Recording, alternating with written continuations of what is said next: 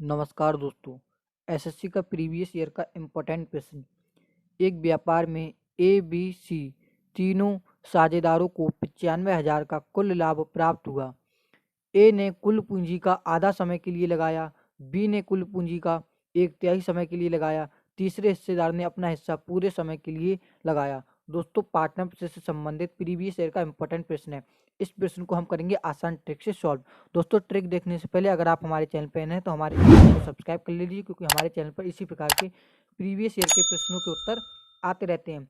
देखिए प्रश्न क्या है। एक व्यापार में तीन लोग हैं। कौन तीन लोग हैं? देखिए, एक है ए, बी, सी। तीन लोग हैं। ए ने अपना पैसा आधे समय के लिए लगाया। ए ने अपना आधा पैसा कितने समय के लिए लगाया? आधे समय के लिए लगाया। तो देखिए, अगर यहाँ पर आप करेंगे तो 1/2 क्या होता है? 1/2 होता है।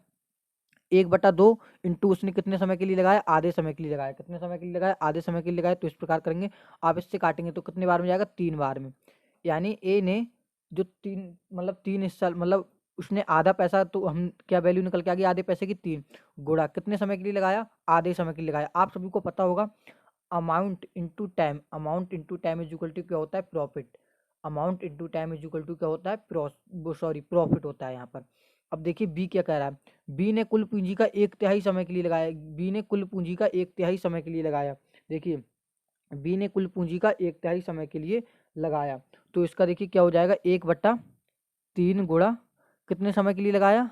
एक तिहाई समय के लिए लगाया। यानी यहाँ पर अगर हम चार, देखिए एक तिहाई का मतलब होता है चार। चार दूनी आठ, आठ चार एकम चार, चार दूनी आठ, चार तीन 12। 12 महीने होते हैं टोटल। तो यहाँ पर इस प्रकार आ जाएगा।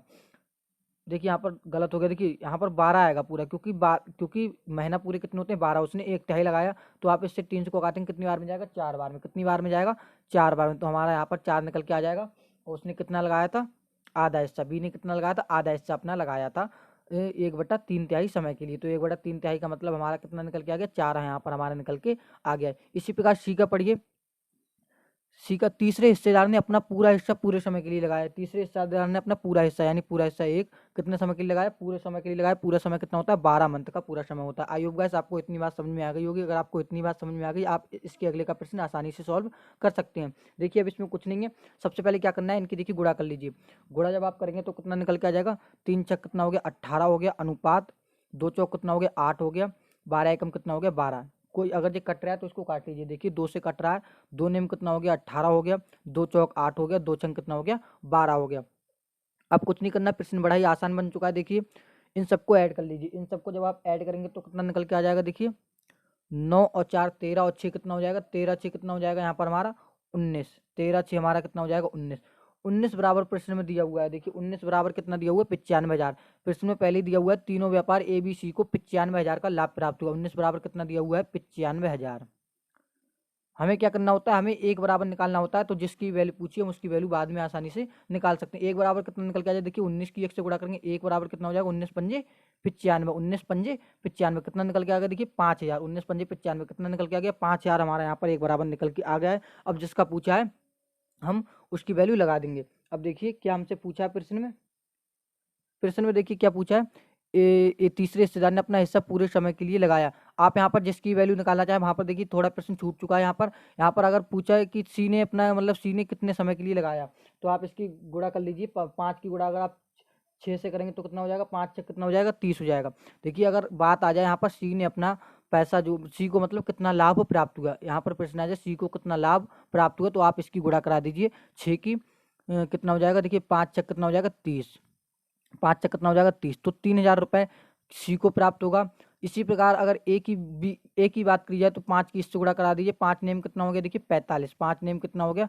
45। 3 जीरो आप ऐसे के ऐसे ही लगा दीजिए। यानी बी को कितना प्राप्त हुआ? बी को प्राप्त हुआ 45,000। इसी प्रकार ए को प्राप्त हुआ 45,000। इसी प्रकार अगर बी का पूछे तो आप इसकी 4 में गुणा करा दीजिए। 5 चौक कितना हो गया? 20। 5 चौक कितना, अगर आप इसकी गुणा कराएंगे तो कितना हो जाएगा? 5 चौक 20। यानी 2,000 रुपये इसको प्राप्त होगा। 2,000 रुपये किसको प्राप्त होगा? ए को प्राप्त होगा। तो टोटल हमारे सबके अमाउंट लेकर के आ चुके हैं। यहाँ पर अगर आप प्रश्न आप आगे बढ़ाना चाहें तो बढ़ा सकते हैं। ए को कितना लाभ मिलेगा? तो ए को 45,000। बी को कितना लाभ मिलेगा? बी को 2,000 रुपये मिलेगा। अगर यहीं पर बात आ जाए कि सी को कितना लाभ मिलेगा, तो सी को 3,000 रुपये का लाभ प्राप्त होगा। देखिए 5 छक 30। 5 छक 30।